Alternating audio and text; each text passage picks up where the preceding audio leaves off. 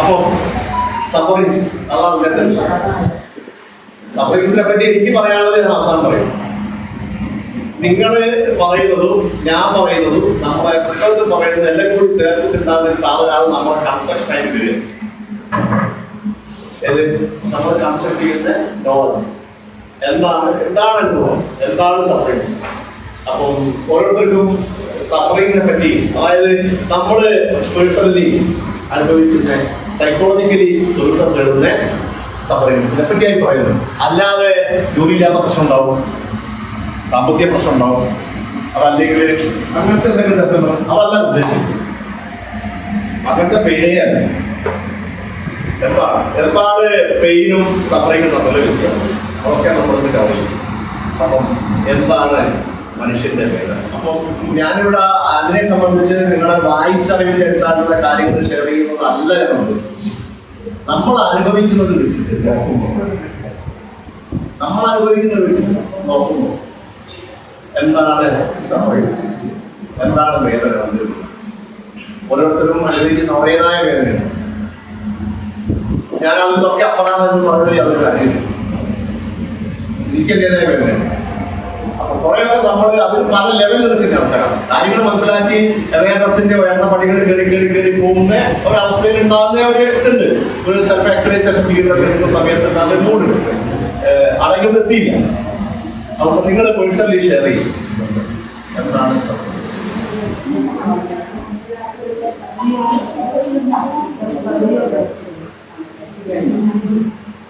Okay. നമ്മള് micro ലെവലിലേക്ക് പോകുന്നില്ല. By understanding the essence of psychotherapy, therapist ആണ് very good. Therapist can embark on a journey of compassionate healing, and the clients can find solace and transformation in their therapeutic endeavor. This one.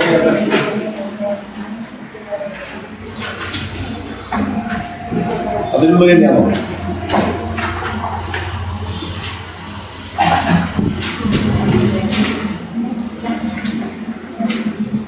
By understanding നോക്കുന്ന ആദ്യത്തെ ഭാഗമായിട്ട് introduction ഒക്കെ അത് ഒരു നല്ല കൺസെപ്റ്റിലേക്ക് വരട്ടെ.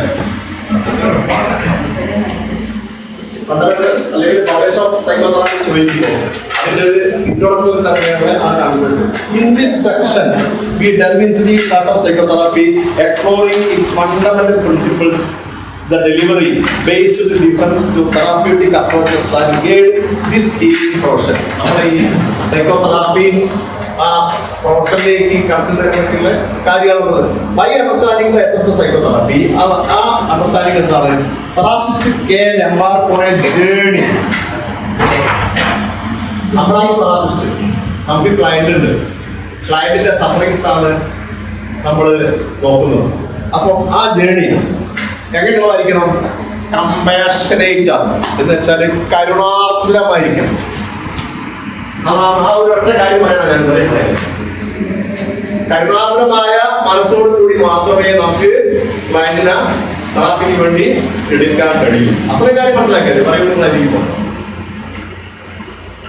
Compassionate എന്ന് പറയുന്നതിന്റെ ഒറ്റ കാര്യം. വാട്ട് ഈസ് കമ്പാഷനേറ്റ് ലിസണിങ് അല്ലെങ്കിൽ ഹീലിംഗ് എന്ന് പറയുന്ന കാര്യം?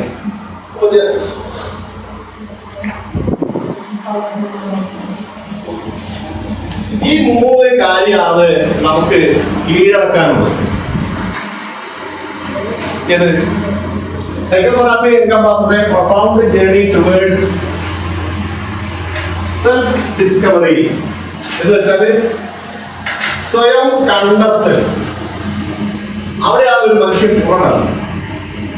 സ്വയം കണ്ടെത്താൻ കഴിയും. ഞാൻ ആരാണ്? അതൊരു ഉത്തരം നമുക്ക് കിട്ടും. അതൊരു ഫിലോസഫിക്കലായ ക്വസ്റ്റ്യൻ ആണ്. അതേ സമയത്ത് തന്നെ ജീവിതത്തിൽ അവസാനം നമ്മൾ എത്തുന്ന ഒരു തലമാണ് self discovery, growth and ultimately transformation. എന്താണ് ട്രാൻസ്ഫോർമേഷൻ? മലയാളം എന്താ പറയാ? മാറ്റം തന്നെ. എങ്ങനെ? Change, positive change. നമ്മൾ എന്താ പറയാ? ഒരു എൻലൈറ്റ്മെന്റിൽ എത്തുന്നത്. എല്ലാത്തിന്റെയും മേലെ കയറുന്ന സ്ഥിതി വരും. ആടാ നമ്മളെ തോൽപ്പിക്കാൻ നമ്മുടെ ഉള്ളിൽ ഒന്നും ഉണ്ടാവില്ല. നമ്മളതിനെ ജയിച്ചു. അങ്ങനെയൊക്കെയുള്ളൊരു ട്രാൻസ്ഫോർമേഷൻ. ആ ട്രാൻസ്ഫോർമേഷനിലേക്ക് ആൾക്കാരെ നയിക്കാൻ നിയോഗിക്കപ്പെട്ട ആൾക്കാരാണ് നമ്മൾ. അപ്പൊ അത് നമ്മൾ ആരും നയിക്കണം. നമ്മളെന്തായിരിക്കണം? ഇത് മറ്റുള്ളവർക്ക് ഉണ്ടാക്കി കൊടുക്കണമെങ്കിൽ സെൽഫ് ഡിസ്കവറിക്ക് മറ്റുള്ള സഹായിച്ചു കൊടുക്കണം, ഗ്രോത്തിന് വരെ സഹായിച്ചു കൊടുക്കണം, അതുപോലെ ട്രാൻസ്ഫോർമേഷന് മറ്റുള്ളവരെ സഹായിച്ചു കൊടുക്കണം. അപ്പൊ നമ്മൾ അതാദ്യം നേടിയിരിക്കണം. അതാണ് കാര്യം. അപ്പൊ അണ്ടർസ്റ്റാൻഡിങ് ഓഫ് ഹ്യൂമൻ സഫറിംഗ്. നമ്മളിപ്പോ ഒരു എക്സാമ്പിൾ എന്നുള്ളതായിരിക്കും. ഓരോരുത്തരെയും ഉള്ളിൽ ഒരേതായ സഫറിങ്സ് ഉണ്ട്. അതൊന്നുമില്ല എന്ന് നമ്മൾ നടിച്ചിട്ട് കാര്യമില്ല. ഒതന്റിക്കായി നമ്മൾ പോകുമ്പോൾ അതിൻ്റെതായ ഒക്കെ ഷെയർ ചെയ്യാൻ നമുക്ക് നേരമായിട്ട് ഓരോരുത്തരെയും നമ്മൾ വേണമെങ്കിൽ അങ്ങനെ സഫറിങ്സ് പറയാൻ പറ്റും. അപ്പം പെയിന് എന്ന് പറയുന്നത് രണ്ട് തലങ്ങളുണ്ട്. അത് നേരത്തെ നമ്മള് മജീദ് സാറിന്റെ തുടങ്ങിവെച്ചിടത്തിലുണ്ട്. പെയിൻ എങ്ങനെയാണ്? ഫിസിക്കലായ പെയിൻ ഉണ്ട്, ശാരീരിക പ്രശ്നങ്ങൾ. ഇപ്പൊ നമ്മുടെ കാല് വെച്ചിട്ട് നമുക്ക് വേദനയാവും, അല്ലെങ്കിൽ ബൈക്ക് വേണ്ടി നമുക്ക് വേദനയാവും, അല്ലെങ്കിൽ അടി കിട്ടിയ വേദനയാവും. ശരി തന്നെ. അതുപോലെ തന്നെ എമോഷണലായ പെയിൻ ഉണ്ട്. നമ്മൾ അഡ്രസ് ചെയ്യാൻ പോകുന്നത് എന്തിനായിരിക്കും? Emotional pain. മറ്റേ പെയിൻ നമ്മൾ ചെയ്യാം. അത് നമ്മുടെ തിലോത്തമയൊക്കെ നോക്കിയോ? ഇത് ഫിസിക്കൽ പെയിന്റെ കാര്യം. Suffering minds reaction to pain. ആരെയാണ് അതിന് ഏറ്റവും വലിയ വ്യത്യാസം നമ്മൾ മനസ്സിലാക്കണം. പെയിനും സഫറിങ്ങും തമ്മിലുള്ള ഒരു സൈക്കോളജിക്കൽ പെർസ്പെക്റ്റീവിലുള്ള ഒരു ഡിഫറൻസ് എന്താ വെച്ചാല്, സഫറിങ് എന്ന് പറയുന്നത് മൈൻഡ്സ് റിയാക്ഷൻ ടു പെയിൻ. അപ്പോ യഥാർത്ഥത്തിൽ സംഭവിച്ച അനുഭവങ്ങളല്ല നമ്മുടെ പ്രശ്നം. അതിന് അവസാനം അതിനോട് നമ്മൾ കാണിച്ച റിയാക്ഷൻ, അത് നമ്മൾ എടുത്ത രീതി, അന്നേരം നമ്മളെ തന്നെ ആക്കിയ ഒരു സ്ഥിതി. അതാണ് ഈ ഗാന്ധിജി ഒരിക്കൽ പറഞ്ഞത്. വേറൊരാള് വിചാരിച്ചാല് നമ്മളെ നാണം കെടുത്താൻ പറ്റില്ല. നാണക്കേട് നമ്മൾ സ്വയം സമ്മതിച്ചു കൊടുക്കും. അന്നേ നാണം കെടും. മനസ്സിലായോ? നമ്മൾ സ്വയം സമ്മതിച്ചെടുത്ത വേദനകളാണ് നമുക്കുള്ളത്. അപ്പൊ ആ സ്വയം സമ്മതിച്ചെടുത്തവരാണ് നമ്മൾ എന്ന് പറയുന്നത് മൈൻഡ്സിന്റെ റിയാക്ഷൻ എന്ന് പറയുന്നത്. മൈൻഡ്സിന്റെ ആദ്യം ഉണ്ടായ ഒരു അനുഭവം, ആ അനുഭവത്തെ തുടർന്ന് നമ്മൾ അതിനെ കൈകാര്യം ചെയ്ത കാര്യം, അല്ലെങ്കിൽ നമ്മൾ അതിനോട് എടുത്ത നിലപാട്, അല്ലെങ്കിൽ നമ്മുടെ റിയാക്ഷൻ, അതുണ്ടാക്കിയ വേദനയാണ് നമ്മൾ ഏറ്റവും കൂടുതൽ ആക്കുന്നത്. അല്ലാണ്ട് പ്രശ്നങ്ങളല്ല. എന്താണ് നിങ്ങളുടെ അഭിപ്രായം? ശരിയാണോ? പറയുന്നതിൽ കാര്യമുണ്ടോ? ഇതേ പറയണോ? അപ്പൊ അതാണ് കാര്യം. ഇത് ഈ ഇതിൽ suffering arise from how we interpret. നമ്മള് നമ്മുടെ അനുഭവത്തെ ഉള്ളില് വ്യാഖ്യാനിച്ചുണ്ടാക്കിയ സാധനമാണ്. വേറെ നിരക്കി വ്യാഖ്യാനിക്കുമായിരുന്നെങ്കിൽ നമുക്ക് അങ്ങനെ ചെയ്യാൻ പറ്റില്ല. ഇത് ഒരു സെൽഫ് ഡിഫീറ്റിംഗ് ലെവലിലേക്ക് നമ്മൾ വ്യാഖ്യാനിച്ചു പോയി. അതുണ്ടാക്കിയ വിഷയങ്ങളാണ്. അപ്പം നമ്മൾ എന്ത് ചെയ്യുന്നു? ഒരു തരത്തിൽ റെസിസ്റ്റ് ചെയ്യുന്നുണ്ട്. അത് ഈ ആദ്യത്തെ പേനിയായിട്ട് വിലക്ഷണമുള്ളതാണ്. രണ്ടാമത് പറഞ്ഞതാണ്. കാളിയുടെ ഒരു വൃത്തമായ വാക്യം അയാളോട് കൊടുത്തിട്ടുണ്ട്. എന്താണ്? I am not what happen to me. ഞാൻ എനിക്ക് സംഭവിച്ചതല്ല. പിന്നെ എന്താ ശരിക്കും? I am what I choose to become. അതിനെ തുടർന്ന് ഞാൻ ആയിത്തീർന്ന സാധനമാണ് ഞാനായിട്ട് എന്ത് കാണുന്നത്. Okay. I am not what happened to me. നമുക്ക് ആദ്യം ഉണ്ടായ മോശമായ ആ അനുഭവത്തെക്കാൾ ഉപരി ആ അനുഭവത്തോട് നമ്മൾ പിന്നീട് എടുത്ത പ്രതികരണമാണ് സത്യത്തില് ആ ചൂസില്, അല്ലെങ്കിൽ എന്താ പറയാ, ആ ഓപ്ഷനില്, ആ സെലക്ഷനില് നമ്മൾ എടുത്തതാണ് സത്യത്തില് നമ്മളെ ഓട്ടോമാറ്റിക് തോട്ടായിട്ടും, അല്ലെങ്കിൽ എന്താ പറയാ, ഒബ്സസീവായ തിങ്കിങ് ആയിട്ടും, അല്ലെങ്കിൽ നമുക്ക് മനസ്സ് ഏത് നേരവും മറ്റെന്തിലോ വ്യാപൃതമായി പോകുന്നതൊക്കെ അതിന്റെ മുകളിൽ അതാണ് സംഭവം. അത് പറഞ്ഞത് അതിന്റെ ബേസിക്കായ സാധനത്തിന്റെ മുകളിൽ റിയാക്ഷനാണ്. ഇപ്പൊ മനസ്സിന്റെ ഉള്ളിലുള്ള ആ രണ്ട് വശത്തെ പറ്റി ഏകദേശം ധാരണകൾ കിട്ടി. ഫസ്റ്റ് ഒരു പെയിൻ ഉണ്ടാവുന്നു. ആ പെയിന്റെ മുകളിൽ നമ്മളെടുത്ത നിലപാട്, അത് പിന്നുണ്ടായ പ്രശ്നം. അപ്പൊ ഇതൊക്കെ ഉള്ളിൽ വെച്ചിട്ട് പല നേട്ടങ്ങളും നമ്മുടെ ജീവിതത്തിൽ ഉണ്ടാക്കിയിട്ടുണ്ടാവും, പഠിച്ചിട്ടുണ്ടാവും, ജോലി നേടിയിട്ടുണ്ടാവും, അല്ലെങ്കിൽ മറ്റെന്തെങ്കിലും കാര്യത്തിൽ നേട്ടം പൈസ ഉണ്ടാക്കിയിട്ടുണ്ടാവും. ശരിയാ. പക്ഷെ ഈ സാധനം ആരൊക്കെയാണ് കളിക്കുന്നത്? വളരെ അത് സഹിച്ചുകൊണ്ടാണ് വരെ ആൾക്കാർ പോകും. അതിൽ നിന്ന് നമുക്ക് പുറത്ത് കിടക്കാൻ പറ്റുന്നതാണ് അതിനാവശ്യമായ ഗൈഡൻസും സപ്പോർട്ടും ബന്ധങ്ങളും ഒക്കെ ഉണ്ടാക്കി കഴിച്ചാൽ അതുണ്ടാക്കി കൊടുക്കാതെ ആരെ പണി? നമ്മൾ നോക്കേണ്ട കാര്യം എന്താ വെച്ചാൽ സഫറിങ്ങിനെ പറ്റിയാണ് നമ്മൾ ഇതുവരെ പറഞ്ഞതെങ്കിലും psychology does not see suffering as a sign of personal failure or weakness. ഇപ്പൊ അല്ലേ നമ്മൾ ഓരോരുത്തരെയും സഫറിങ് എന്താണെന്ന് ചോദിച്ചു, ചില ആൾക്കാർക്ക് ഷെയർ ചെയ്തു, അപ്പൊ അവർക്ക് അത് ഗുണമായി, മറ്റുള്ളവർക്ക് മനസ്സിലിരിക്കുന്നുണ്ടാവും, അല്ലെങ്കിൽ ഒരു ചാൻസ് സമയം കിട്ടും പറയാൻ വിചാരിച്ചിട്ടുണ്ടാവും. എന്നാൽ ആ സഫറിങ്സ് ഒക്കെ തന്നെയും എന്തല്ല, നമ്മുടെ ഒരു വീക്ക്നെസ് അല്ല, അല്ലെങ്കിൽ നമ്മളൊരു പോരായ്മ അല്ല. സൈക്കോളജി വിഷയവും അതല്ല. എന്ന് വെച്ചാലോ, psychology does not see suffering as sign of personal failure or weakness, but as a central subject to study to understand the human condition and facilitate healing. അതിന്റെ ഒരു സത്ത അല്ലെങ്കിൽ ഉള്ളിലുള്ള സാധനം എന്താണ് മനസ്സിലാക്കി ഒരു സബ്ജക്റ്റ് ആക്കി എടുക്കുക മാത്രമാണ് സൈക്കോളജി ചെയ്യുന്നത്. കാരണം അതിനെ പറ്റി ഒരു ശരീരത്തിനുള്ള അഭിപ്രായം ഒന്നല്ല പറയുന്നത്. അവിടെ വന്ന് ഇല്ലോജിക്കലായ തോട്ടിനാണ്, ലോജിക്കലാക്കി റീസണബിൾ അല്ലാത്തതിനാണ് റീസണബിൾ ആക്കി.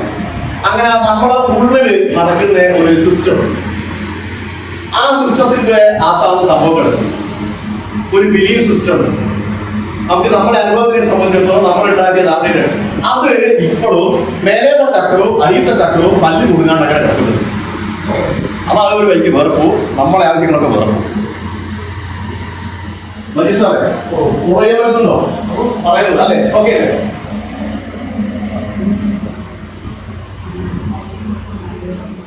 അപ്പം ഇത്രയും കാര്യം നമ്മൾ ഒന്ന് മനസ്സിലാക്കി വെക്കുക. ഞാനത് ഇത് ടെക്സ്റ്റിൽ ഇല്ല, നിങ്ങൾ ടെക്സ്റ്റ് ബുക്ക് വായിക്കണം, അതിൻ്റെ അകത്ത് സംബന്ധിക്കുന്ന പറ്റി ഒരുപാട് കാര്യമുണ്ട്. അപ്പം അങ്ങനെ പോകുമ്പോൾ നമുക്ക് ഇത് ഇങ്ങനെ പോകുമ്പോൾ ഇതിന്റെ ടൂളുകൾ ആക്ച്വലി മനുഷ്യൻ അനുഭവിക്കുന്ന പ്രയാസത്തിന് പരിഹാരമായി ഒരു ബദലായ കണ്ടീഷനിലേക്ക് അവരെ കൊണ്ടുവരണ്ടേ, അവസ്ഥയിലേക്ക് എങ്ങനെ കൊണ്ടുപോകും? നെഗറ്റീവ് സൈഡാണ് നമ്മുടെ ഉള്ളിലുള്ളത്. നമ്മൾ ലേൺ ചെയ്തു പോയ നെഗറ്റീവ് സൈഡിനെ പോസിറ്റീവ് ആക്കി കൊണ്ടുപോകാനുള്ള ഇടപെടല് നടത്താൻ ആവശ്യമായി മനുഷ്യൻ തന്നെ കണ്ടെത്തിയ കുറെ ടൂൾസ് ഉണ്ട്. അത് എന്താ പറയാ, ഈ എക്സ്പെരിമെന്റൽ സൈക്കോളജിയും ബിഹേവിയർ സൈക്കോളജിയും, അതായത് പാവ്ലോവിന്റെ ഒക്കെ ഒരു പരീക്ഷണം തൊട്ട് ഇങ്ങോട്ട് ഒബ്സർവബിൾ ആയിട്ട് ശരിയാണ് എന്ന് തെളിയിച്ച് എംപരിക്കലി അൾസോ തെളിയിച്ച് ടൂൾസ് ഉപയോഗിച്ചിട്ടാണ്. അല്ലാണ്ട് നേരത്തെ വിശ്വാസ പ്രമാണം കൊണ്ടോ അല്ലെങ്കിൽ പഴയ തരത്തിലുള്ള ഫിലോസഫിക്കലായ ചിന്ത കൊണ്ടോ അല്ല. അതായത് എടുത്ത് പ്രയോഗിച്ചിട്ട് റിസൾട്ട് കണ്ടിട്ട് അത് ശരിയാണ് സിദ്ധാന്തവൽക്കരിച്ച് ആ റിസർച്ച് മെത്തേഡ്സിലൂടെ സഞ്ചരിച്ചിട്ട് തെളിയിച്ച കുറെ ടൂൾസ് ഉണ്ട്. അത് അതിനൊരു ചരിത്രപരമായ ഒരു നാൾവഴിയുണ്ട്. ആ ട്രീറ്റ്മെന്റ് മൊഡാലിറ്റി വികസിച്ചു വന്ന രീതിയുണ്ട്. അത് ഇപ്പത്തി നിൽക്കുന്ന ഒരു സ്ഥലമുണ്ട്. അപ്പം അതിന് ഒരു 3 വേവ്സ് ഉണ്ട്.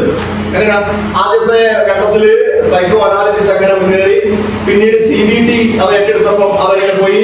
ഇപ്പം പുതിയ ഈ ACT, അതായത് അക്സെപ്റ്റൻസ് ആൻഡ് കമ്മിറ്റ്മെന്റ് തെറാപ്പി പോലുള്ള മൈൻഡ്ഫുൾനെസ്സിനെ ആസ്പദമാക്കിയിട്ട് 3rd വേവിലേക്ക് നമ്മളെ തെറാപ്പി എത്തി നിൽക്കുമ്പോൾ എന്തൊക്കെയാണ് പരിസ്ഥിതി, അതിലൊക്കെ നമുക്കൊന്ന് പോകേണ്ടതുണ്ട്. അങ്ങനെയുള്ള ഒരു യാത്രയാണ് ഈ സൈക്കോ തെറാപ്പിന്റെ ഇതിൽ നമ്മൾ നടക്കുന്നത്. അപ്പൊ മൊത്തത്തിലൊന്ന് ഞാനിപ്പോ പറയും, പിന്നെ നമുക്ക് എന്ത് ചെയ്യാം, ഓരോന്നോരോന്ന് എടുത്തിട്ട് അതിലൂടെ നമ്മൾ പോകുമ്പോൾ പലപ്പോഴും നമ്മുടെ ഉള്ളിലുള്ള ഈ അൺറിസോൾവ്ഡ് ചില പ്രോബ്ലങ്ങളൊക്കെ, ചില കത്തലുകൾ നമുക്ക് കിട്ടും. അതിലാണ് നമ്മുടെ എൻലൈറ്റ്മെന്റ് അല്ലെങ്കിൽ മോചനം, എമാൻസിപ്പേഷൻ എന്നൊക്കെ പറയുന്നത്. അന്വേഷിച്ചുകൊണ്ടിരിക്കുന്ന ചിലതിൻ്റെയൊക്കെ ഒരു സൊല്യൂഷൻ എന്ന മട്ടില് ആയി വരാം. ഓക്കെ, എന്താണ് ആ പെർസ്പെക്റ്റീവ്? വേരിയസ് പെർസ്പെക്റ്റീവിൽ കാണുന്നത് അതുപോലെ എങ്ങനെ കണ്ടുപിടിക്കും? ആദ്യം തന്നെ കാര്യത്തിലേക്ക് ഇറങ്ങി തിരിച്ചത് ആരായിരിക്കും? ഫ്രോയിഡ് ആണ്. അതാണ് പറയുന്നത്. അതായത് ഒരു സയന്റിഫിക് ആറ്റിറ്റ്യൂഡിൽ നിന്നുകൊണ്ട് ഈ പ്രശ്നത്തെ സമീപിച്ചത്. അതിലൊക്കെ കശിവാദമുണ്ട്. സയൻസിന്റെ പോക്ക് അങ്ങനെയാണല്ലോ, തിരിച്ച് തിരിഞ്ഞാൽ മുമ്പോട്ട് വരാം. ചിലതൊക്കെ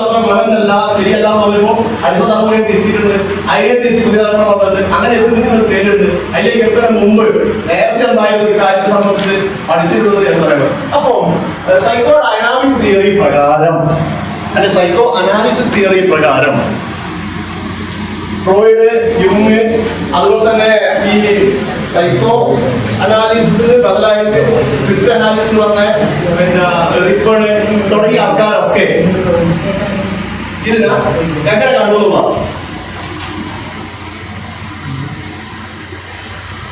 ഫ്രോയിഡ് പറഞ്ഞത് റിപ്രസ്ഡ് എമോഷൻസ് ആൻഡ് ട്രോമ എവിടാ? ഉള്ളില്. എന്തിനാണ് റിപ്രസ് ചെയ്യുന്നത്? അങ്ങനെയാണ് ചോദ്യം. എന്തിനാ റിപ്രസ് ചെയ്യുന്നത്? എന്താ റിപ്രഷൻ എന്ന് പറഞ്ഞാൽ അടക്കി വെച്ചോ ഒതുക്കി വെച്ചെന്നൊക്കെ പറയുന്നുണ്ടല്ലോ. എന്തിനായിരിക്കും ഒതുക്കി വെച്ചിട്ടുണ്ടാവില്ല അവർ പ്രകടിപ്പിച്ചാൽ അവർക്ക് നമ്മളേതായ തോന്നിയ സാധനങ്ങളെ പ്രകടിപ്പിക്കാൻ പറ്റാത്ത ഒരവസ്ഥ വരും. എന്തിനാ നമ്മൾ പേടിക്കുന്നത്? അതെ അതെ ഓക്കെ. നമ്മള് ഇപ്പൊ നമുക്ക് ദേഷ്യം തോന്നും, ദേഷ്യം തോന്നിയാൽ ദേഷ്യം പ്രകടിപ്പിക്കാനാണ് നമുക്ക്, പക്ഷെ പറ്റുന്നില്ല. എന്തുകൊണ്ടാണ് പറ്റാത്തത്? നമുക്ക് അതിനേക്കാൾ വലിയ എന്താ അഭിമാനത്തിന്റെ പ്രശ്നം അന്നേരം വരുന്നില്ല. ഞാൻ ചെറിയ കാര്യമാണ്, അഭിമാനമൊന്നുമില്ല. അതായത് ആ റിലേഷൻഷിപ്പ് ബേസിക്കലി നമ്മൾ നീഡ് റിലേഷൻഷിപ്പാണ്. നമ്മള് ടി എ പഠിച്ച സ്റ്റോക്കാണ്, ബമ്പാണ് റിലേഷൻഷിപ്പ്. ആ സർവൈവൽ സത്യം പറഞ്ഞു സർവൈവൽ സ്കില്ലിന്റെ അകത്ത് WHO നമ്മൾ അന്ന് പട്ടികപ്പെടുത്തിയ സാഹചര്യം കാണിച്ചിട്ടില്ലേ? അതിലേക്ക് രണ്ടാമത് പോകണം. അപ്പൊ അത് ആ റിലേഷൻഷിപ്പ് മസ്റ്റാണ്. അപ്പം അത് പോണ്ട, അല്ലെങ്കിൽ പോണ്ട എന്ന് വെച്ചാൽ അതിൽ നിൽക്കണം എന്നുള്ളത് കൊണ്ട് തന്നെ നമ്മൾ എന്ത് ചെയ്തു?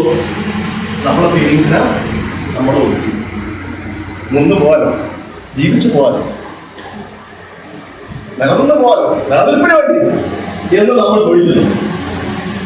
അപ്പൊ അത് ഇനി ഈ സഫറിങ്സിനെ ഒക്കെ ഞാൻ പറയുമ്പോൾ തന്നെ ഇങ്ങനെയുള്ള സഫറിങ്സിലൂടെ നമ്മൾ ഇവിടെ എത്തി. അപ്പം ഈ പറഞ്ഞ ഈ സഫറിങ്സിന് ഒരു സർവൈവൽ വാല്യൂ ഉണ്ടോ? എന്താ മനസ്സിലെ ഒരു സർവൈവൽ വാല്യൂ കൊടുക്കാൻ പറ്റും? നമ്മളിവിടെ വരെ എത്തി. ഇങ്ങനെ ആയതുകൊണ്ടാണോ നമ്മളിവിടെ വരെ എത്തി?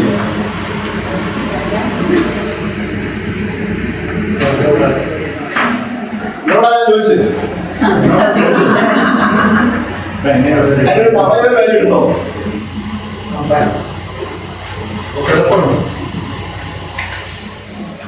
കാരണം നമ്മള് ഒരാളെ പേടിച്ചതോ നമ്മൾ ഒതുങ്ങിയതോ ഒക്കെ എന്തിനു വേണ്ടിയില്ല? സർവൈവലിന് വേണ്ടിയില്ലേ? അതിന് സർവൈവൽ വാല്യൂ ഉണ്ട്. അന്നെനിക്ക് എന്നെ കാണാം.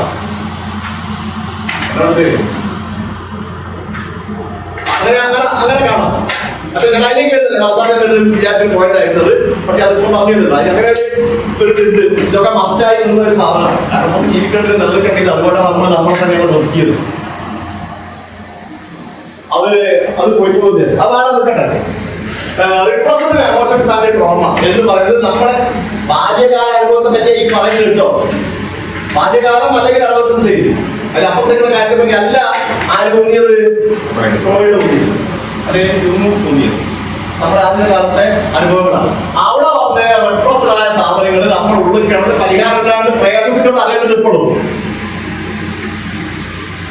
അതാ മാനസിക ബിസിനസ് എന്ന് ഞാൻ പറഞ്ഞത്. അപ്പം അത് ഫിനിഷ് ചെയ്യുന്ന തരത്തിലേക്ക് നമ്മൾ തിരിച്ചറിവ് സർവൈവൽനെസ് കൂടി വരുമ്പോൾ ഓരോ ദിവസം കയ്യിൽ നിൽക്കോളൂ, ഓരോ ഓർഡി കയ്യിൽ നിൽക്കോളൂ, നമ്മളിങ്ങനെ ക്ലിയറായി അവസാനം എൻലൈറ്റ്മെന്റിന്റെ അല്ലെങ്കിൽ എന്താ പറയാ ഫുൾ ഹാപ്പിനെസിന്റെ ഹാപ്പിനെസ് എന്ന് പറഞ്ഞാൽ ഇപ്പോൾ വിചാരിക്കുന്ന ഹാപ്പിനെസ് അല്ല, വളരെയധികം ശാന്തവും എന്താ പറയാ വളരെ സുരക്ഷിത ബോധമുള്ള ഒരു അവസ്ഥയിലേക്ക് നമ്മൾ പെയിൻഫുൾ മെമ്മറീസ് ഉള്ളിലുള്ള സാധനം നമ്മൾ ഒതുക്കി വെച്ചു. Painful memories, emotions, anger, shame, fear, ഇതൊക്കെ. അപ്പം സൈക്കോ അനാലിസിസിന്റെ ഭാഷയിൽ നമ്മൾ 3 കാര്യത്തെ നമ്മൾ പരിഗണിക്കേണ്ടതുണ്ട്. ഫ്രോയിഡ് പ്രത്യേകം പറഞ്ഞു. ഫ്രോയിഡിന്റെ തിയറി കുറച്ച് നമ്മൾ പഠിച്ചിട്ടുണ്ട്. അദ്ദേഹം ആ സ്ട്രക്ചറിലായി നമ്മൾ മനസ്സിന്റെ ഒരു ആ ടോപ്പോഗ്രാഫി പ്രകാരം പറഞ്ഞത് കൂടാതെ സ്ട്രക്ചറിലായി 3 ഭാഗം ഫ്രോയിഡിനെ പറ്റി പറഞ്ഞത് നിങ്ങളെ ബേസിക് സൈക്കോളജിയിലെ പേഴ്സണാലിറ്റി എന്നുള്ള ഭാഗത്ത് നിങ്ങൾ പഠിച്ചിട്ടുണ്ട്. എന്തൊക്കെ ഏതൊക്കെയായിരുന്നു അത്?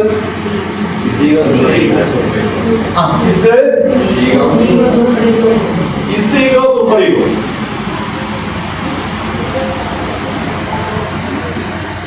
ഇത് തമ്മിലുള്ള ഒരു കളിയാണ്. ഇതെന്ന് പറഞ്ഞാൽ ബയോളജിക്കലായ നമ്മുടെ ഇൻസ്റ്റിങ്ക്ട് റിയാക്ഷൻസ്.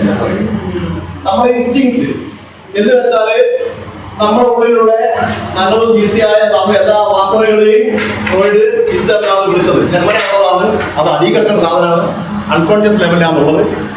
അവിടെയാണ് നമ്മുടെ ബേസിക് ആയ ഒരു എനർജി കിടക്കുന്നത്. അപ്പം അത് ബയോളജിക്കലായ ഒരു പാർട്ട് കൂടിയാണ്.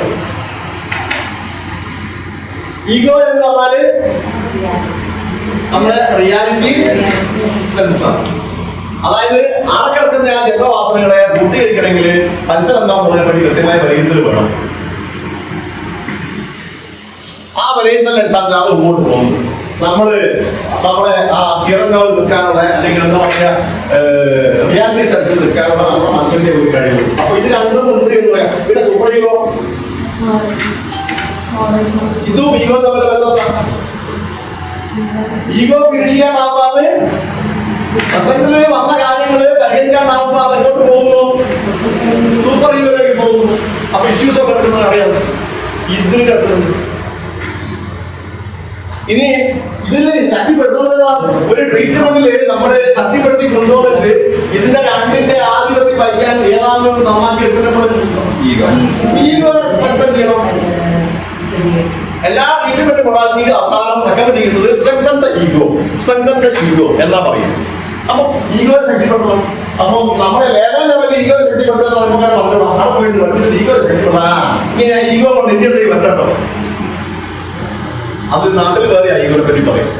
ഇവിടുത്തെ ഈഗോ അതല്ല, ആ യാഥാർത്ഥ്യം പോകാം. അപ്പൊ ഈഗോയെ ശക്തിപ്പെടുത്താൻ നമുക്ക് എന്ത് ചെയ്യാൻ പറ്റും?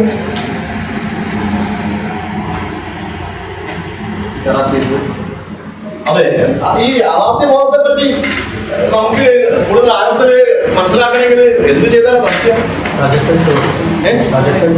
സജഷൻസ് എന്ന് പറഞ്ഞാല് ഈ ഇവിടെയൊക്കെ സജഷൻ എന്ന് പറയുന്നത് പ്രത്യേകിച്ചും ഈ ഹിപ്നോസിസ് പോലുള്ള സാധനത്തിൽ ഒരർത്ഥമായിരുന്നു. അന്നേരക്കാണോ പറഞ്ഞു സജഷൻസ് ആരാ കൊടുക്കുക? ഈ സജസ്റ്റിബിലിറ്റി തന്നെ ഒരു വ്യക്തി വഴങ്ങി കൊടുക്കുന്നതിന്റെ ഒരു എക്സാമ്പിൾ അല്ലേ? അത് നെഗറ്റീവിറ്റി പൂർണ്ണമായിട്ട് ഞാൻ പറയുന്നില്ല. സജസ്റ്റിബിലിറ്റി ഇപ്പൊ ഞാൻ എന്ത് ചെയ്യുന്നു? മദ്രേശ്വരിന്ന് ഫ്രാൻസിലേക്ക് കൊണ്ടുപോകാം. അങ്ങനെ കൊണ്ടുപോകാൻ വേണ്ടി ഞാൻ എന്ത് ചെയ്യുന്നു? ആദ്യം പരിശോധിച്ച് നോക്കുക മദ്രേശ്വരിന്റെ സജസ്റ്റിബിലിറ്റിയാണ്. ഞാൻ പറഞ്ഞത് എത്ര കണ്ട് ഇയാൾ കേൾക്കാനും തയ്യാറാണ്, അല്ലെങ്കിൽ എത്ര കണ്ട് അതിന് വഴിപ്പെടും, എത്ര കണ്ട് വഴങ്ങും. അപ്പൊ അങ്ങനെ വഴങ്ങും എന്ത് ചെയ്യും? എനിക്ക് വിധേയമായി ഞാൻ പറയുന്നത് കേട്ട് ഞാൻ പറഞ്ഞ അവസ്ഥയിലേക്ക് അങ്ങനെ പോയിക്കൊണ്ടു. അതാണ് അവിടുത്തെ സജസ്റ്റബിലിറ്റി എന്ന് പറയുന്നത്. അത് വർദ്ധിപ്പിക്കാന്നാണോ അതാണ് ചോദിച്ചത്. ഓക്കെ, ഇവിടെ ഇതൊക്കെ വിട്ടറിയാം. അപ്പം ഈഗോ ശക്തിപ്പെടുത്തണമെങ്കിൽ നമുക്ക് ലോജിക്കൽ തിങ്കിങ് ആവശ്യമാണ്, ശാസ്ത്രബോധ ആവശ്യമാണ്, റിയാലിറ്റിയെ പറ്റി അറിയണം. എന്താണ് റിയാലിറ്റി? അവിടെ നമ്മൾ ഫിലോസഫിക്കലാണ്ടി വരും. ഫിലോസഫി എന്ന് ഞാൻ പറയുന്നത് പഴയ കാലത്ത് തന്നെ ഫിലോസഫി അല്ല ഞാൻ പറയുന്നത്. ഈ ശാസ്ത്രത്തിൽ തോന്നിയ ഒരു ഫിലോസഫി ഉണ്ട്, ഒബ്ജക്റ്റീവായ സത്യത്തിന്റെ അടിസ്ഥാനത്തിലുള്ള ഫിലോസഫി, വസ്തുത അല്ലെങ്കിൽ വസ്തുനിഷ്ഠമായ സത്യത്തിന്റെ അടിസ്ഥാനത്തിലുള്ള ഫിലോസഫി. നമുക്കത് കുറച്ചുകൂടി കഴിഞ്ഞിട്ട് നമ്മൾ അതിലേക്ക് പോവാം. അപ്പൊ ഞാൻ പറഞ്ഞൊരു കാര്യം എന്താണ്, ഈ പെർസ്പെക്റ്റീവ്സിൽ ഏറ്റവും പ്രധാനപ്പെട്ടതും ആദ്യം വന്നതും ഇപ്പോഴും ആൾക്കാർ കിട്ടുന്നതും ഇത് പോയില്ല. ഇപ്പോഴും ഫ്രോയിഡിയന്മാരായ ഒരുപാട് സൈക്കോളജിസ്റ്റുകളുണ്ട്. ഇതേ രീതിയിൽ ക്ലയൻസിനെ ട്രീറ്റ് ചെയ്യുന്ന ആൾക്കാരുണ്ട്. ഏത് സൈക്കോ അനാലിസിന്റെ അല്ലെങ്കിൽ സൈക്കോ അനാലിസിസ് തിയറിന്റെ അടിസ്ഥാനത്തിൽ സൈക്കോ തെറാപ്പി നടത്തുന്ന ഒരുപാട് പ്രാക്ടീഷണേഴ്സ് ഉണ്ട്. അപ്പോ ഈ പിന്നെ സൈക്കോ തെറാപ്പി പെർസ്പെക്റ്റീവിന്റെ ഉദ്ദേശം എന്താണ്? ഈഗോ സ്ട്രെങ്തൻ ചെയ്യാനാണ്. അപ്പൊ ഈഗോ പലപ്പോഴും ഇപ്പൊ റെപ്രസ്ഡ് എമോഷൻസിനും ട്രോമയ്ക്കും കീഴ്പ്പെടുന്നു, അത് ആധിപത്യം വഹിക്കുന്നു. നമ്മുടെ എന്താ പറയാ ഇംപ്ലിസിറ്റ് മെമ്മറിയിലായി പോകുന്നു. ഇംപ്ലിസിറ്റ് മെമ്മറി എന്ന് പറയുന്ന ആധുനികമായ പേരാണ്. പഴയ പേര് അതിന് അൺകോൺഷ്യസ് മെമ്മറിയാണ്. കോഗ്നിറ്റീവ് സയൻസിൽ ഇംപ്ലിസിറ്റ് മെമ്മറി എന്ന് പറയും, പക്ഷെ ഫ്രോയിഡിയൻ ഭാഷയിൽ അൺകോൺഷ്യസ് പറയും. നമ്മുടെ അൺകോൺഷ്യസ് ഇനിയും നമുക്ക് പറയേണ്ടി വരും. അപ്പൊ painful memories, emotions, anchor, shame, fear, ഇതൊക്കെ നമ്മുടെ അടിയിൽ കിടക്കുന്ന കുറെ സാധനങ്ങളാണ്. അപ്പം അത് ഒക്കെ നമ്മുടെ യാഥാർത്ഥ്യ ബോധത്തിൽ നമ്മളെ പിന്താങ്ങുന്നുണ്ട്. നമ്മൾ പലപ്പോഴും നമ്മുടെ മെമ്മറി ലെവലായി പോകുന്നുണ്ട്. പ്രസന്റ് മൈൻഡിലേക്ക് കൊണ്ടുവരിക, അല്ലെങ്കിൽ how to stay in here now, how to stay in here now, almost അതാണ് കാര്യം. മാക്സിമം ഹിയർ നൗ നിൽക്കാൻ കഴിയുക, ഈ യാഥാർത്ഥ്യ ബോധത്തോടെ ഈ ലോകത്ത് നിൽക്കാൻ കഴിയുക. അല്ലാണ്ട് സ്വപ്നലോകത്തായി പോയതുകൊണ്ടോ അല്ലെങ്കിൽ ഫാന്റസിയിലായി പോയതുകൊണ്ടൊന്നും കാര്യങ്ങൾ പ്രശ്നപരിഹാരം നടക്കൂല. അതൊക്കെയാണ് നിൽക്കട്ടെ. അപ്പൊ they are too difficult to confront or pushed into unconscious. ഏത് പ്രൊഫഷണൽ കാര്യമായി പറയുന്നത് that are too difficult to confront. നേരിടാൻ നമുക്ക് ബുദ്ധിമുട്ടാണ്. സത്യം പറഞ്ഞാൽ ഏറ്റവും വലിയ പ്രശ്നം എന്ന് വെച്ചാൽ നമ്മുടെ ഉള്ളിലുള്ള ഫിയറിനെ കൺഫ്രണ്ട് ചെയ്യുക, നേരിടാൻ നമ്മൾ ആളേക്ക് പോകുമ്പോ നമുക്ക് വേർക്കും, പിന്നെയും പോയാൽ തടി ഒന്നായിരം വേർക്കും, നമ്മൾ അത് ഞങ്ങൾ മുറിച്ച് കടക്കാൻ സഹായിച്ചിക്കലാണ് ആരമണി. അപ്പം ആ റോജേഴ്സ് പറഞ്ഞ തെറാപ്യൂട്ടിക് അലയൻസിൽ കിട്ടുന്ന റിലാക്സേഷനില് അല്ലെങ്കിൽ ആ റിലേഷൻഷിപ്പിൽ കിട്ടുന്ന ധൈര്യത്തില് ക്ലയന്റിന് ഇതൊക്കെ കൺഫ്രണ്ട് ചെയ്യാൻ പറ്റണം. ഇത് നേരത്തെ സാധ്യമല്ലാണ്ട് ഉള്ളിൽ ഒതുക്കിപ്പോയ സാധനങ്ങളെ മുഴുവൻ കൺഫ്രണ്ട് ചെയ്ത് പോകുമ്പോൾ ആ അൺഫിനിഷ്ഡ് ബിസിനസ് ഫിനിഷായി വരിക. അതിന് സഹായിച്ചു കൊടുക്കണം. Okay, they don't disappear, instead they fuel psychological distress. ഇത് മേൽപ്പറഞ്ഞ സാധനങ്ങളൊക്കെ നമ്മളെ സത്യത്തില് ഈ നമ്മളെ ലൈഫ് സ്റ്റൈൽ എന്ന് പറഞ്ഞൊരു സാധനം ഉണ്ടായി വന്നതിന് പിന്നിൽ നമ്മൾ കാണാതെ പോയ എമോഷണലായ വലിയ ബ്ലോക്ക് ഉണ്ട് നമ്മളോട്. എമോഷണലി വന്ന ബ്ലോക്ക് അല്ലെങ്കിൽ ഇൻജങ്ഷൻസ്, വിലക്കുകൾ. ആ വിലക്കിന് ശേഷമാണ് നമ്മുടെ തോട്ട് ഡിസ്റ്റർബൻസ് വന്നത്. അപ്പൊ തോട്ട് ഡിസ്റ്റർബൻസ് നമുക്ക് നോക്കിയാൽ മനസ്സിലാവുന്ന കാര്യമാണ്. നമ്മളോട് ഡയലോഗ്, പറയുന്ന ഡയലോഗ് നമുക്ക് എടുത്ത് പ്രയോഗിക്കാൻ അത് മനസ്സിലാക്കാൻ കഴിയും. നമ്മൾ ആത്മകഥമായിട്ട് പറഞ്ഞു പോകുന്നേ നമ്മുടെ സെൽഫ് ഡയലോഗ്സ് നമ്മളോട് പറഞ്ഞു പോകും. പക്ഷെ അതിന്റെ അടി കിടക്കുന്ന സാധനം നമുക്ക് ആക്സസ് ചെയ്യാൻ പറ്റില്ല. അത് ആടെ കിടന്ന് പണിയെടുക്കുന്നത് കൊണ്ട് ആള് ഇപ്പൊ ഈ ഹിയർ നൗ സെൻസിനോട് വിട്ടുന്നു. അതാണ് കളിക്കുന്ന സമയം. എന്നിട്ട് അത് കൂടുതൽ റീഇൻഫോഴ്സ് ചെയ്ത്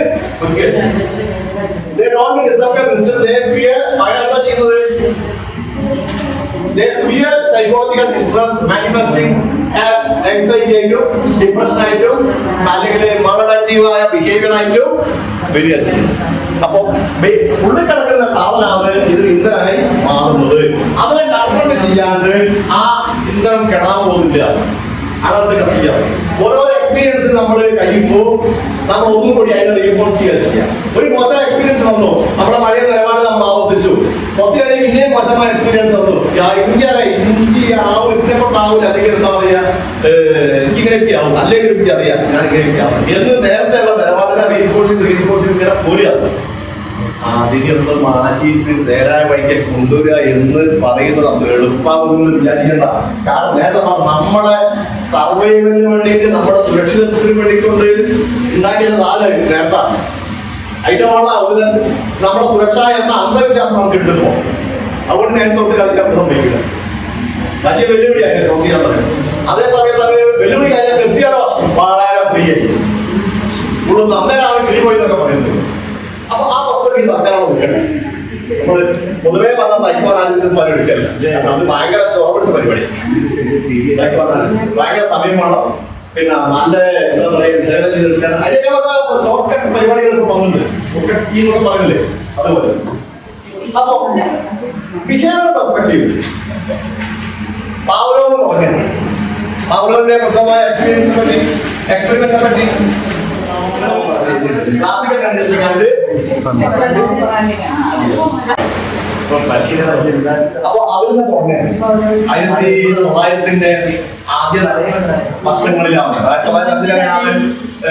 അദ്ദേഹത്തിനെ മോട്ടിവേറ്റ് കിട്ടുന്നത്. ആ എക്സ്പെരിമെന്റ് സെറ്റിംഗ്സിനെ പറ്റി കാര്യങ്ങൾ പറഞ്ഞാല്, അതിന്റെ റിസൾട്ടിനെ പറ്റി പറഞ്ഞാല്, എങ്ങനെയാണ് കണ്ടീഷൻ ചെയ്യപ്പെടുന്നത്. ഈ കണ്ടീഷനിങ് മനുഷ്യനെ സംബന്ധിച്ച് അപകടമാണ്. അപ്പൊ കണ്ടീഷനിൽ നിന്ന് മനുഷ്യന് രക്ഷപ്പെടാൻ കഴിയൂലേ? പറ്റൂലേ? എന്താണ് അതിന് നല്ല ഓരോരുത്തരെയും കാഴ്ചപ്പാട് മജീദ് സാറേ, ഈ കമ്മീഷൻ ചെയ്യപ്പെട്ടതിൽ നിന്ന് നമുക്ക് ഊരാനാവൂലേ? പറ്റും. എങ്ങനെ പറ്റും? അത് നമ്മൾ മനസ്സിലാക്കണം. ഇതാണ് ഞാൻ കണ്ടീഷൻ ചെയ്യപ്പെട്ട അവസ്ഥ. എന്ന് വെച്ചാല് കണ്ടീഷനിങ് ഒരു ഇല്ലോജിക്കലായ ഏർപ്പാടാണ്. ഇത് ബെല്ല് കേട്ടാല് സലൈവ വരണം എന്നുള്ളത് പ്രകൃതിയിൽ ഇല്ലാത്ത നിയമമാണ്, കൃത്യമാക്കി ഉണ്ടാക്കിയ സാധനമാണ്. അതുകൊണ്ട് തന്നെ അത് നാച്ചുറലി ശരിയല്ല, ഇല്ലോജിക്കലാണ്, ലോജിക്കലല്ല. അപ്പൊ ഇങ്ങനെ നമ്മളും പലതിനോട് കമ്മീഷൻ ചെയ്ത് പോയിട്ടുണ്ട്. നമ്മളെ പേടിക്കുന്നവർക്ക് തിരിച്ചു പഠിക്കേണ്ടതല്ല. പക്ഷെ ഇങ്ങനെയൊക്കെയാണെങ്കിലും അതൊക്കെ അരിച്ചിരി കുട്ടിയല്ലേ ഇളക്കാൻ മനസ്സിലായില്ലേ? പേടിയൊന്നും കളിക്കല്ലേ? അപ്പൊ അങ്ങനെ നമുക്കാവില്ല. അപ്പൊ ക്ലാസിക്കൽ കണ്ടീഷന്റെ ഓപ്പൺ കണ്ടീഷനോ ക്ലാസിക്കൽ കണ്ടീഷനിന്റെ തുടർച്ച തന്നെയാണ് ഓപ്പൺ കണ്ടീഷൻ. എങ്ങനെയാ ഓപ്പൺ കണ്ടീഷനിങ് എന്ന് പറയുമ്പോൾ നമ്മൾ ഓപ്പൺ കണ്ടീഷനിങ് അല്ലെങ്കിൽ ഇൻസ്ട്രുമെന്റൽ കണ്ടീഷനിങ് മോഡിഫിക്കേഷൻ എന്നൊക്കെ പറയുന്ന ഒരേ സാധനമാണ്. പല പേരിലാന്ന് പറയാമെങ്കിലും അതായത് ബോധപൂർവ്വം നമ്മള് ചെറുതിനെ റീഇൻഫോഴ്സ് ചെയ്യുകയും പിന്നെ എന്താ പറയാ പിന്നെ ആ തത്വം അറിയാലോ, ഞാൻ പറഞ്ഞാൽ അറിയോ ഓപ്പൺ കണ്ടീഷൻ എങ്ങനെയാണ്. അപ്പൊ ഈ രണ്ട് എണ്ണാണ് ബിഹേവിയറൽ സൈക്കോളജിന്റെ ബേസിക് ആയിട്ട്. അങ്ങനെയാണ് ശരിക്കും പറഞ്ഞാല് ഒരു എക്സ്പെരിമെന്റൽ സൈക്കോളജി അല്ല, എന്താ പറയാ, വസ്തുനിഷ്ഠമായിട്ട് സ്വഭാവ വ്യത്യാസങ്ങൾ മാറ്റം അല്ലെങ്കിൽ പെരുമാറ്റത്തിൽ മാറ്റം നമുക്ക് കാണാൻ കഴിയുന്ന ആ ഓപ്പറേഷൻ വിജയിച്ചു അല്ലെ എക്സ്പെരിമെന്റ് വിജയിച്ചു എന്നുള്ളതാണ് ഇതിന്റെ പ്രത്യേകത. പൂർണ്ണമായും സയൻസിനോട് നീതി കൊടുക്കുന്നത്, സയൻസിന്റെ രീതിയിലോട് നീതി കൊടുക്കുന്നത് എംപരിക്കലായി പിന്നെ ആ ഒരു എക്സ്പെരിമെന്റ് അതിന് വലിയ സ്വാധീനം സൈക്കോളജി ചെയ്യുന്നു. അപ്പം ഇവര് അത് ഈ ക്ലാസിക്കൽ കണ്ടീഷനിങ്ങിന്റെയും ഓപ്പൺ കണ്ടീഷനിന്റെയും കണ്ടുപിടുത്തതിന് ശേഷം ഒന്ന് പിന്നെ അതിനെ ബന്ധപ്പെട്ട് ഒരുപാട് സഹിച്ചത്. അന്ന് വളരെ ഉറച്ച വിശ്വാസം എന്താ വെച്ചാല് 100% മനുഷ്യൻ ഇതായിരുന്നു. ഏത് കണ്ടീഷനിങ്ങിന്റെ ഓപ്പൺ കണ്ടീഷൻ ഇതിനനുസരിച്ച് നമുക്ക് മനുഷ്യരെ നമ്മള് വിചാരിച്ച വൈകാക്കി മാറ്റാം. അപ്പൊ ആണ് എന്താ വരുന്നത്, ഇതായെന്നവന്റെ അറിയാവും, ഇതിന് ഇടയാകുന്നേ അത് മനുഷ്യന്റെ കാര്യത്തിന് ഈ ഓപ്പൺ കണ്ടീഷൻ നിയമങ്ങൾ നമ്മൾ സൈക്കോളജി പഠിച്ച് നമ്മൾ ഉപയോഗിക്കുന്നുണ്ടെങ്കിലും ഇതൊക്കെ തോന്നുന്നുണ്ട് 100% സുഹൃത്താവും. നമ്മൾ അവരെ സൂചിപ്പിക്കലോ ശിക്ഷിക്കലോ ഒക്കെ അവർ മനസ്സിലാവില്ലേ നമ്മൾ എന്തിനാണ് ചെയ്യുന്നത്. അതുകൊണ്ട് അത് പിടിച്ചോളൊന്നുമില്ല. ഇത് ഓപ്പൺ കണ്ടീഷനിങ് നിയമം ഇവരുടെ കുട്ടികൾക്ക് ചെലവാവില്ല. അതിൻ്റെതായ ടെക്നിക്ക് ഉണ്ട്. അവരുടേതായ ബുദ്ധി ഉപയോഗിച്ച് കാര്യങ്ങൾ മനസ്സിലാക്കും. അതേ സമയത്ത് ഒരു ഓർഗാനിസം എന്നുള്ള നിലയ്ക്ക്, ഒരു ജീവി എന്നുള്ള നിലയ്ക്ക് എല്ലാവരുടെയും ഉള്ളില് ഒരു ഡ്രൈവുണ്ട്. അതെന്താണ്? സുഖം പറയുന്നത്. അതുകൂടി ഉണ്ട്, വേദനകള് കുറയാന്നുള്ളതാണ്. അത് പറഞ്ഞ ജീവന്റെ ബേസിക്കായ സാധനങ്ങളാണ്. അത് എനിവസും മനുഷ്യനുണ്ട്. അതായത് നിങ്ങൾ വിചാരിക്കുമ്പോൾ മനുഷ്യൻ പൂർണ്ണമായിട്ടും ബയോളജിക്കലി മനുഷ്യനായില്ല. ഇപ്പോഴും മൃഗത്തിന്റെ കുറേ സാധനങ്ങൾ വളരെ തലയിൽ ഇപ്പോഴും. പക്ഷെ അതിനെ നിശ്ചയിച്ച് വേറെ മനസ്സ് വികസിച്ച് വന്നു എന്നാൽ ചെയ്യാം. അതുകൊണ്ട് തന്നെ അത് വെച്ചിട്ട് മറ്റേ നിയന്ത്രിക്കാനാവുന്നതും ചെയ്യാം. പക്ഷെ അത് പോയി ഒന്നും പറഞ്ഞു. അപ്പൊ അതിന്റെ ക്ലാസിക്കൽ കണ്ടീഷനിങ്ങിന്റെ ഓപ്പൺ കണ്ടീഷനിങ് നിയമങ്ങൾ ഏറെക്കുറെ ഇപ്പോഴും പകരാണ്. അതായത് നമ്മൾ CBT എന്ന് പറയുമ്പോൾ കോഗ്നിറ്റീവ് മാത്രമല്ല ബിഹേവിയർ തെറാപ്പി എന്ന് പറയുന്നത്. അപ്പൊ അതിന് വന്ന ഒരു പ്രശ്നം എന്താ വെച്ചാല് ചുറ്റുപാടിന് പൂർണ്ണമായിട്ടും ഒരാളുടെ സ്വഭാവത്തെ നിയന്ത്രിക്കാൻ കഴിയും, മാറ്റി നിർത്താൻ കഴിയും എന്ന അവരെ ഉറച്ച വിശ്വാസത്തിലാണ് കോഗ്നിറ്റീവ് സയൻസിന്റെ ഉദയത്തോടുകൂടി കടക്കാൻ പോകുന്നത്. അത് മാത്രമല്ല അതിനൊക്കെ വിലയിരുത്താനും അതിനൊക്കെ മോഡലുകളും ചിന്തിക്കാനും മനുഷ്യന് പറ്റും. അതൊക്കെ തന്നെ സ്വയം മാറ്റിയെടുക്കാനും പറ്റും എന്ന് വന്നതോടു കൂടിയാണ് കോഗ്നിറ്റീവ് സയൻസ് വളരെ ഇതെന്തായാലും ബിഹേവിയർ പെർസ്പെക്റ്റീവിൽ ആണ് ഇതിന്റെ സെക്കൻഡ് വേവ് എന്ന് വേണമെങ്കിൽ പറയാം. എന്തിന്റെ സെക്കൻഡ് ഇത് വെച്ചിട്ട് ഒരുപാട് പേരെ സുഖപ്പെടുത്താനും കഴിയും, പൂർണ്ണമായിട്ട് ആഗ്രഹിക്കും. നമ്മൾ ഈ സഫറിങ്സിനെതിരെ നമുക്ക് പ്രയോഗിക്കാനുള്ള പെർസ്പെക്റ്റീവ്സിനെ പറ്റിയാണ് ഞാൻ ഈ പറയുന്നത്. അപ്പോ പൊതുവെയുള്ള ഒരു കാഴ്ചപ്പാടാണെന്ന് പോവുക. നമുക്ക് ഈ ഓരോന്നിലേക്ക് പോകാനുണ്ട്. കോഗ്നിറ്റീവ് പെർസ്പെക്റ്റീവ് ശരിയാണ്. ആരാണ് വെക്കാൻ്റെ ആൽബർട്ട് എലിസ്, അതൊക്കെ നമ്മൾ പിന്നെ പഠിക്കും ആരൊക്കെ അവരുണ്ട്. പ്രധാനമായിട്ട് കണ്ടെത്തിയ 3 ഏരിയ വിഷയങ്ങൾ ഇത്ര ഞാൻ ചുരുക്കിയാവുന്നത് അനുസരിച്ച് ഇതിൽ ഒരുപാടുണ്ട്. നമുക്ക് ആ ചാപ്റ്റർ വരുമ്പോൾ നമുക്ക് പഠിക്കാം. എന്താണ് കോഗ്നിറ്റീവ് പെർസ്പെക്റ്റീവില്, ബിഹേവിയർ പെർസ്പെക്റ്റീവിന് ശേഷം കോഗ്നിറ്റീവ് ഡിസ്റ്റോർഷൻസ് ആണ്. അതായത് ആ യുക്തി നമുക്ക് വിട്ടുപോകും. കോഗ്നിറ്റീവ് ഡിസ്റ്റോർഷൻസ് എന്ന് പറഞ്ഞാല് കുറെ പറഞ്ഞു, എല്ലാം നമ്മളിപ്പോൾ പറയുന്നില്ല. ഏതെങ്കിലും ഒരു എന്താ പറയാ ഓവർ ജനറലൈസേഷൻ, ഒരു കോഗ്നിറ്റീവ് ഡിസ്റ്റോർഷൻ. പിന്നെ അങ്ങനെ നമ്മള് കുറെ അത് ഞാൻ പറയാം. ഈ കാറ്റസ്ട്രോഫൈസിങ് എന്ന് പറഞ്ഞാൽ അത് മനസ്സിലാക്കണം, മറ്റേ പറയാൻ ആ അവസാനം ഏതെങ്കിലും ഒന്നിന്റെ നെഗറ്റീവ് വശം അങ്ങനെ മാക്സിമം ആയിട്ട് നമ്മളായിട്ടാണ്. ഇപ്പൊ കുക്കൊക്കെ അവിടെ പറഞ്ഞ ഉദാഹരണമായിരിക്കും, നഴ്സറിന്റെ വണ്ടി വന്നില്ല, അമ്മ ഗേറ്റിനെടുത്ത് കത്തിക്കാണ്. സാധാരണ വരുന്ന സമയത്തേക്കാൾ 10 കണ്ട് ഇവർക്ക് ബേജാറ്. അവര് മനസ്സിൽ കാണുന്ന ഒറ്റ ചിത്രം ഈ റേഡിയോ പോയി കുത്തി മറന്നേക്ക് ഇതിന്റെ കുട്ടികളും ബാക്കി മനുഷ്യരൊക്കെ പുറത്തേക്ക് ചാടിയതാ, അങ്ങനെ സ്കൂളിൽ മറന്ന് കിടക്കുക, അവര് രക്തത്തിൽ കുറിച്ച് കിടക്കുക. ഈ ചിത്രങ്ങളൊക്കെയാണ് ഇവർ ഈ ഒരു സാധ്യതയെ അവർ കാണുന്നു. അപ്പൊ അതിനാണ് കാറ്റസ്ട്രോഫൈസിങ് എന്ന് പറയും. അത്ര ചിന്താഗതി ഉള്ളിൽ വെച്ച് നോക്കുകയാണ്. എന്തെങ്കിലും വിഷയം ഉണ്ടെങ്കിൽ അത് സർവനാശത്തിന്റെ സാധനമായിട്ട് കൊണ്ടുവരണം. അങ്ങനെ വ്യാഖ്യാനിക്കുക, അങ്ങനെ വിശ്വസിക്കുക, പോകാതിരിക്കുക, പ്രാന്താകുക. അപ്പൊ അത് വരുന്നത് കോഗ്നിറ്റീവ് ഡിസ്റ്റോർഷൻ ആണ്. എന്ന് വെച്ചാല് ചിന്ത ആയി ലോജിക്ക് പോകില്ല, വേറെ ഓപ്ഷനിലേക്ക് പോകില്ല, വേറെ സാധ്യതകളിലേക്ക് പോകില്ല. എന്ത് ചെയ്യും? അതിന്റെ എന്താ പറയാ, ഇപ്പൊ വൈറ്റബിളായിട്ട് തിരിക്കും, വൈറ്റബിളായിട്ട് തിരിക്കും ഒരു കോഗ്നിറ്റീവ് ഡിസ്റ്റോർഷൻ ആണ്. എന്ന് വെച്ചാൽ ചില ആൾക്കാര് ഒരു പ്രശ്നത്തിന്റെ 2 വശവും കാണില്ല, നല്ല വശം മാത്രമേ കാണൂ. ഇപ്പൊ പ്രേമിച്ച് കല്യാണം കഴിക്കാൻ പോകുന്നത്, കല്യാണം കഴിച്ച് കഴിഞ്ഞാലുള്ള സുഖത്തെ പറ്റി മാത്രമേ ആലോചിക്കൂ. പിന്നെന്താണ് ഒരു പ്രശ്നത്തെ പറ്റിയൊന്നും യാതൊരു അതായത് വിവാഹം കഴിഞ്ഞാല് നല്ലതുകൊണ്ട് ചീത്തയും വരും, ഇത് രണ്ടും കാണും. ചെറുക്ക് നല്ല എന്നെയാണ് ഇനി അങ്ങോട്ട് പറയണ്ട, എന്ത് സുഖാണേ. അത് വൈദ്യുതി മാത്രം. ഇനി ചെറുത് എപ്പോ ഓന്റെ എപ്പോഴോ അത് ഇപ്പൊ കാണാൻ മതി, കുറ്റം മാത്രമേ ഉണ്ടാവും. ഇത് അഡ്രസ് ചെയ്യുന്ന 3ാമത്തെ ഒരു കാര്യം എന്താ വെച്ചാല് core belief system. Core belief system നേരത്തെ ഞാൻ കുറച്ച് കാര്യങ്ങൾ പറഞ്ഞു. നമ്മൾ പുറത്തുനിന്നിരിക്കുകയാണെങ്കിൽ നമ്മുടെ ഉള്ളിൽ ഒരു ബിലീഫ് സിസ്റ്റം ഉണ്ട്. ആ ബിലീഫ് സിസ്റ്റം വർക്ക് ചെയ്യുന്നത് ഇല്ലോജിക്കലായിട്ടാണ് എന്നാണ് ഒരു പ്രശ്നമുള്ള സ്ഥിതി. ലോജിക്കലല്ല അത് വർക്ക് ചെയ്യുന്നത്. അപ്പൊ ആ ലോജിക്കില്ലായ്മ എക്സ്പോസ് ചെയ്യാൻ ഒരു കോഗ്നിറ്റീവ് തെറാപ്പിസ്റ്റിന്റെ എന്ന് വെച്ചാല് ഒരിക്കലും പരിഹരിക്കാനാവാത്ത ഒരു വൈവിധ്യമായിട്ട് ഉള്ളിൽ കൊണ്ടുവരുന്നത്. എല്ലാ കാലവും അവരെ ആവർത്തിച്ച് ഇത് തന്നെയാണ് അതിന്റെ പുറത്ത് കിടക്കാൻ കഴിയുന്നത്. നമുക്ക് ഡീറ്റെയിൽ ആയിട്ട് പറയാം. അതാണ് ഈ കോർ ബിലീഫ് സിസ്റ്റം എന്ന് പറഞ്ഞ ഉദ്ദേശിച്ചത്. അപ്പം ആ ബിലീഫ് സിസ്റ്റത്തിന് പുറത്ത് കിടന്നാല് അയാൾക്ക് ആ ഫുൾ പൊട്ടൻഷ്യൽ നിൽക്കാൻ കഴിയും. അവിടെ മാക്സിമം കോൺസെൻട്രേഷനും മാക്സിമം അറ്റൻഷനും എല്ലാത്തിനോടും ആ ഒരു ഹിയർ അവർക്ക് കിട്ടണമെന്നുണ്ടെങ്കിൽ ഉള്ളിലുള്ള ഈ ഇല്ലോജിക്കലായ ഈ ബിലീഫ് സിസ്റ്റത്തെ ലോജിക്കലാക്കി മാറ്റണം. അങ്ങനെയാണെന്ന് വെച്ചാൽ നമ്മുടെ ഉള്ളിലുള്ള മനസ്സും പുറത്തുള്ള മനസ്സൊക്കെ ഒന്നിച്ച് ഒരു എന്താ പറയുക സെറ്റാക്കി ഒരു ഡ്രൈവിലേക്ക് പോകും. അതാണ് ശക്തി. മറ്റേത് ഉള്ളിൽ നിങ്ങൾക്ക് ചോർന്ന് പോകുന്നുണ്ട് സാർ. ഇത് നമ്മുടെ ആ കോർ ബിലീഫ് സിസ്റ്റം ആണ് ഉള്ളത്. കോർ ബിലീഫ് സിസ്റ്റത്തിനെയാണ് ഈ കോഗ്നിറ്റീവ് സൈക്കോളജിസ്റ്റുകൾ അഡ്രസ് ചെയ്യുന്നത്.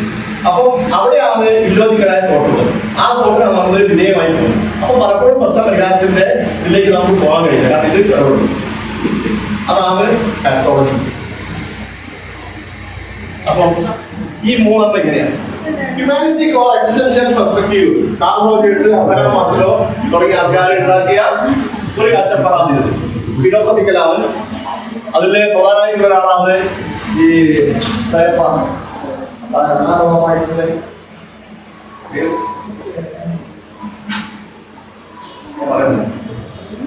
അപ്പം പിന്നെ കാർൽ റോജേഴ്സ് പറയുന്നത് വെച്ചാല് നമ്മുടെ ഉള്ളില് ഒരു ഗ്യാപ്പ് ഉണ്ട്. എങ്ങനെയുള്ള ഗ്യാപ്പ്? റിയൽ സെൽഫ് ഉണ്ട്, ഐഡിയൽ സെൽഫ് ഉണ്ട്. ഐഡിയൽ സെൽഫ് എന്ന് പറയുന്നത് മസ്റ്റായിട്ട് നമ്മൾ ആയിത്തീരണം എന്ന് വിചാരിക്കും നമ്മളെ നിർബന്ധ ബുദ്ധികൾ. അതേ സമയത്ത് റിയൽ ആയ സെൽഫ് എങ്ങനെയാണ് വർക്ക് ചെയ്യുന്നത്, ഇത് രണ്ടും തമ്മിലുള്ള ഐക്യം ഉണ്ടാക്കലാണ് തലാഖിന്റെ ഉദ്ദേശം എന്നാണ് കാർൾ റോജേഴ്സ് പറയുന്നത്. അതുമായി ബന്ധപ്പെട്ട് കാർൾ റോജേഴ്സിന്റെ കുറെ ടെർമിനോളജി, അല്ലാതെ അൺകണ്ടീഷൻ പോസിറ്റീവ് റിയാലും പിന്നെ കോൺഗ്രുവൻസും ഒക്കെ വന്നു. അപ്പം നമുക്കതൊന്ന് നോക്കാം പിന്നീട്. പിന്നെ എക്സിസ്റ്റൻഷ്യൽ വാക്യം എന്ന് പറയുന്നത് എന്താണ് നമ്മുടെ ഉള്ളിൽ ഒരു വാക്യം വന്നത്, ഒരു ശൂന്യത വന്നത്, ആ ശൂന്യത നികത്തലാണ് തെറാപ്പിയുടെ ഉദ്ദേശം എന്ന് പറയുന്നവരാണ് എക്സിസ്റ്റൻഷ്യൽ തെറാപ്പിസ്റ്റുകൾ. അതായത് പിന്നെ കാർൾ റോജേഴ്സ്, അതുപോലെ തന്നെ ജീൻ പോൾ സാർട്രെ പഠിക്കും സാഹിത്യത്തിൽ ജീൻ പോൾ സാർട്രെ. പിന്നെ അങ്ങനെയുള്ള he who has where to live for can bear almost anyhow. He who has where to live for can bear almost anyhow. എന്താ അതിനർത്ഥം? അവോയ്ഡൻസ് ഓഫ് ഒതന്റിസിറ്റി എന്ന് പറഞ്ഞാല്, ഒതന്റിസിറ്റി എന്ന് പറയുന്നത് ഒതന്റിക് ആവുക, ഒതന്റിസിറ്റി ആവുക എന്ന് പറഞ്ഞാൽ അതില് ഒന്ന് ഒരു കാരണമുണ്ട് ജീവിക്കാനുണ്ട്.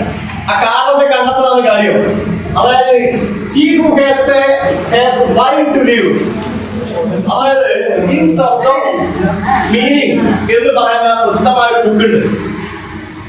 ഏത് എക്സ്റ്റൻഷൻ തെറാപ്പിസ്റ്റ് ഉപയോഗിക്കില്ല, Victor Frenkel.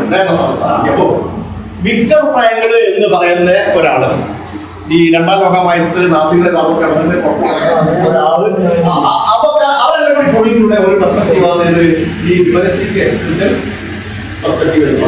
The phrase he who has a mind to live, അതൊരു he who has a right to live, ജീവിക്കാൻ ഒരു കാരണമുണ്ട്. He has what?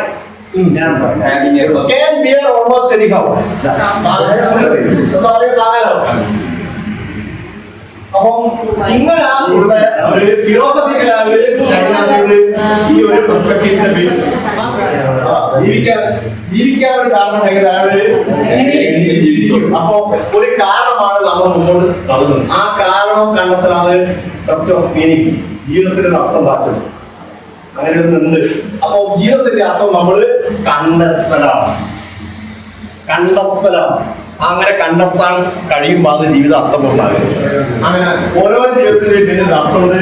ആ അർത്ഥത്തെ കണ്ടെത്തുമ്പോൾ അയാള് ആ ജീവിതത്തിലെ എന്താ പറയാ ജീവിത ദുഃഖം മറികടക്കുന്നു എന്നാണ്. അപ്പൊ ഇങ്ങനെയൊക്കെയാണെങ്കിലും നമ്മള് ഉള്ളിലുള്ള പേടിയും പ്രശ്നങ്ങളും ഒക്കെ ഞാൻ നേരത്തെ പറഞ്ഞു, ഒരു സ്ഥിരനാണ് അതൊക്കെ ഉണ്ടായിരിക്കെ തന്നെ നമുക്ക് വളർച്ചയ്ക്കുള്ള എന്താ പറയാ ഒരു കാറ്റലിസ്റ്റ് ആയിട്ട് വർക്ക് ചെയ്യുന്നതാണ്. ഓക്കെ.